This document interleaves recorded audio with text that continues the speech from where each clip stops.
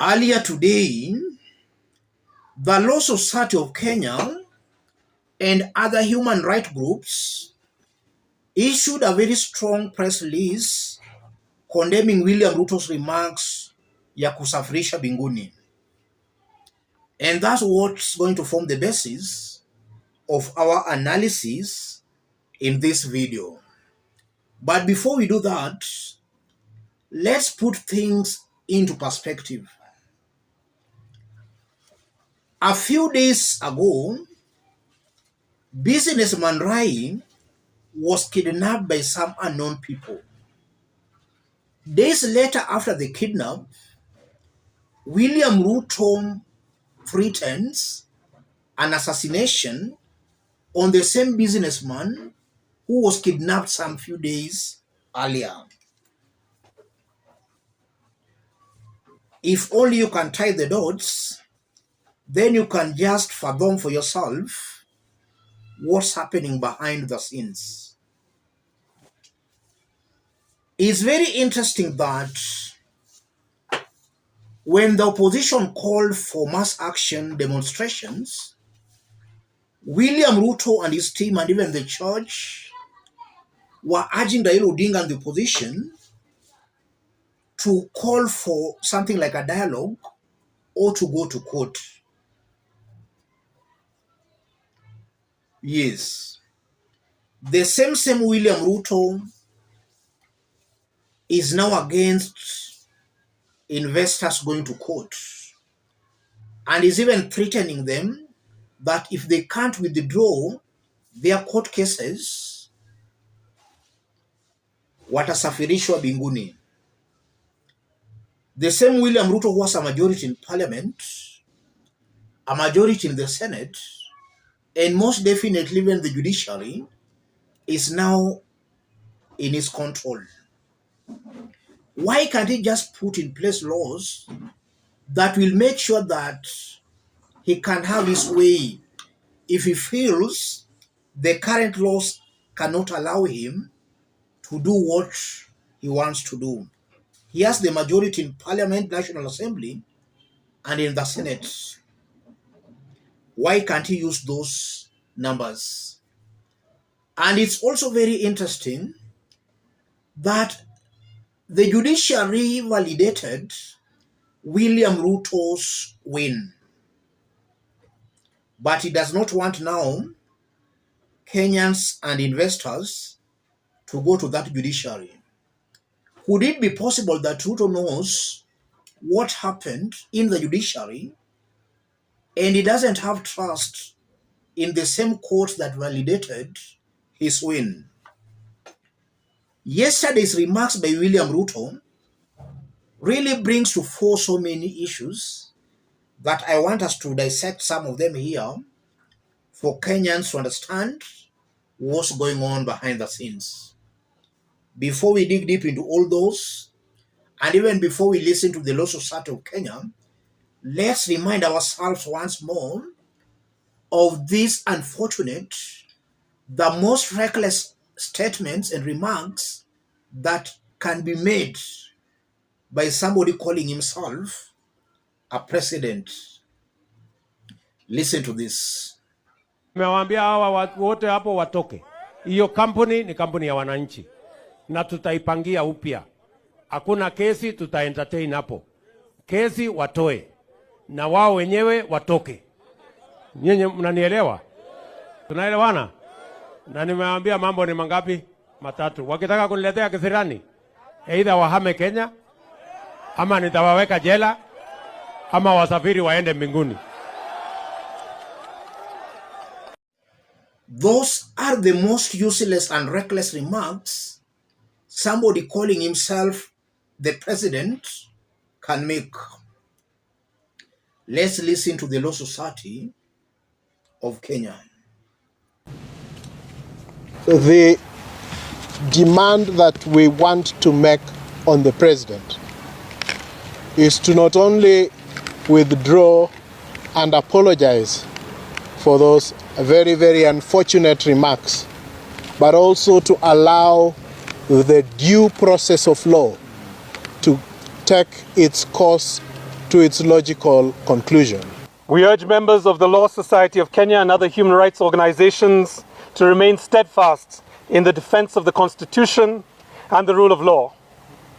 In tribute and respect to those who fought for the liberation we currently enjoy through their blood and lives, we implore on religious leaders and all Kenyans of goodwill to come out and condemn the attempts to return our country to the dark ages and to depart from the rule of law. Yes, that's the Law Society of Kenya. And it's really annoying that the church has not issued a press statement condemning the unfortunate, inciting remarks by William Samoei Ruto. The church is silent and very quiet. NCIC is silent and quiet. The judiciary is silent and quiet, while William Ruto is clearly demeaning their role as far as the rule of law is concerned. All these bodies are silent and they're quiet. Miguna is quiet. Members of parliament are quiet. Yes, they are all quiet, ladies and gentlemen. I strongly believe that if Kenyans don't wake up, if Kenyans cannot take the bull by the horns right now, Kenyans won't be able to control William Ruto. Impunity is slowly entrenching itself in Kenya. A situation where even the courts, a whole president can make such remarks. It means that even the courts themselves, he knows the courts most definitely has compromised them, and he knows that the courts are not functioning properly, simply because he has been able to compromise some judges. I'm trying to get something like that, because for him to make those remarks, either it means he knows that the courts are useless, the judges are corruptible, and most definitely has corrupted some, or it can also mean that this is a man who has decided to suspend the constitution, and now he wants to rule. He wants to be ruled unto himself. He wants to be the courts, the executive, and the legislature. If Kenyans don't wake up, this impunity won't be controlled. Kenyans should and must say no before things get out of control. Something also coming out very clearly, ladies and gentlemen. I strongly believe, listening to William Ruto, listening to the remarks Moses Kuria has been making, looking at what happened at Uhuru Kenyatta's Northlands farm, this is a criminal government. And that's a fact, ladies and gentlemen. If a whole president, who should be a symbol of national unity, somebody who should actually think before he speaks, can make the unfortunate remarks Ruto made yesterday, this is a criminal government. Ruto is not fit holding a public office. And now that he's not fit holding a public office, I see the entire government as a criminal enterprise. As law-abiding Kenyans and as patriots, these are things we must highlight on, and we must inform our people that there is a problem here. Kenyans should and must wake up. There is a very serious problem in this country. As I conclude, William Ruto is busy campaigning for 2027, while Kenyans are suffering, being conned. If you look at what is happening in Uasin Gishu County, William Ruto's own home county, people there are crying out for help. They have been conned. Instead of Kenyans seeing action being taken there, Ruto is already campaigning for 2027. Let me conclude by saying Ruto will be a one-term president.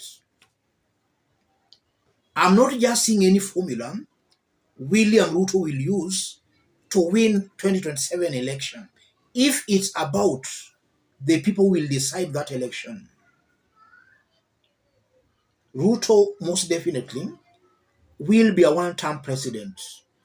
And from what we have seen in his one-year rule, I'm fully convinced that this is the most unfortunate thing that happened to this country.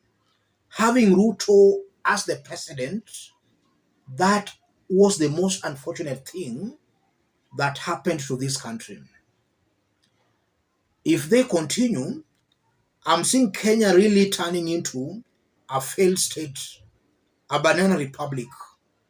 And I'm saying that without any fear of contradiction. Kenyans still have the power to stop William Ruto and his allies. And they have that power by first of all rejecting all these members of parliament supporting William Ruto. If Kenyans can be very hostile to them, be it an MC, a member of parliament, a governor, these ones saying they must work with the government for development, those are the leaders who are entrenching impunity. They are the ones watering William Ruto's impunity and excesses. Kenyans should reject all those leaders. If they do that, they'll stop William Samoei Ruto. The moment Kenyans entertain these members of parliament saying they must work with the government for development, the moment Kenyans entertain governors, senators, MCAs supporting William Ruto, Ruto won't be able to be stopped. We must stop him first by stopping these leaders supporting him. The only way we can stop these leaders is by the ground becoming very hostile to them, to a point that by 2027, they'll just be seen as Kenyans as the enemies of the people. Let me stop it there, ladies and gentlemen. Thank you. God bless you. God bless Kenya.